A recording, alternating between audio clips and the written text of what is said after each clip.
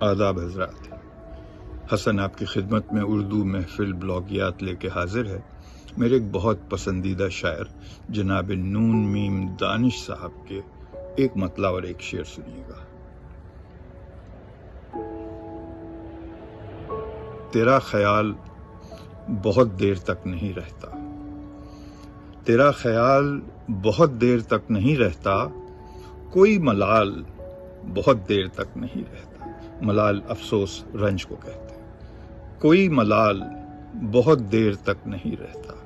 اور شعر سنیں کہ میں ریزہ ریزہ تو ہوتا ہوں ہر شکست کے بعد، ہار کے بعد۔ میں ریزہ ریزہ تو ہوتا ہوں ہر شکست کے بعد، مگر نڈھال بہت دیر تک نہیں رہتا، مگر نڈھال بہت دیر تک نہیں رہتا۔ یار زندہ صحبت باقی۔